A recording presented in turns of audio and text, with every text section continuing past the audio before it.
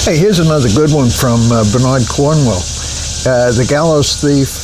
And I'll tell you what, it's a kind of a combination murder mystery, detective story sort of, thriller, and it's all set in early 19th century England. So here's the story. Number one, the year is 1817. The Napoleonic Wars are over, and there's a guy he's an apprentice painter, and he's been sentenced to be hanged at Newgate Prison for killing a countess that he had been painting. Well, it turns out that George III's wife, whatever her name was, takes a kind of an interest in this thing and asks that it be reinvestigated.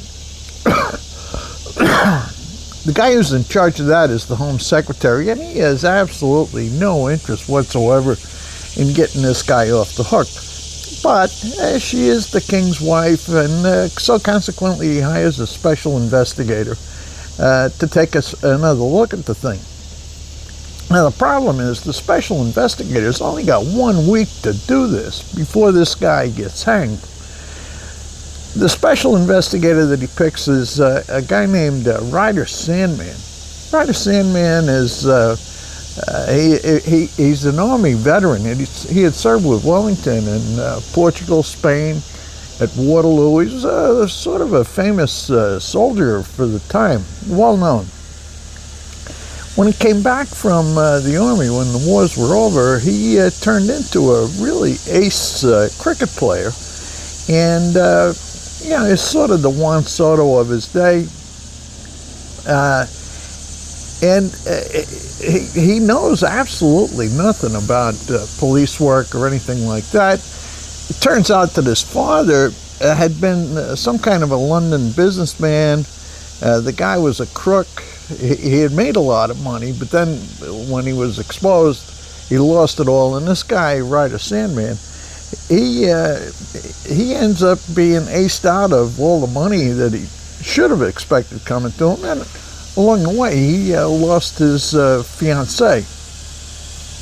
Okay, so there's the story. You got the guy who's sentenced to die. You got this guy, Sandman. And the whole book is the story of how this Ryder Sandman spends the week trying to solve this murder and get this painter off the hook.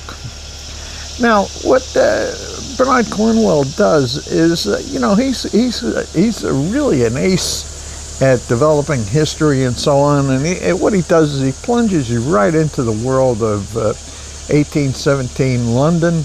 You can smell the shit in the streets. You get exposed to all the corruption that's going on inside George III's justice system. You see what the actual impact is of the class system, the way it worked in 1817 England.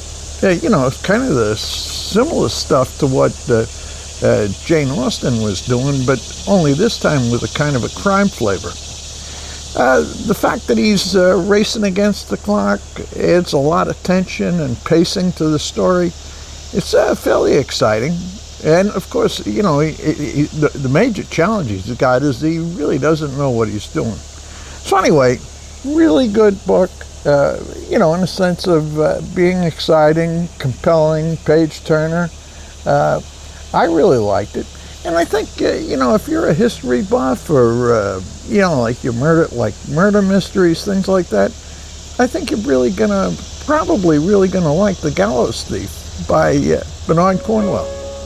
That's it for this week. See you next week.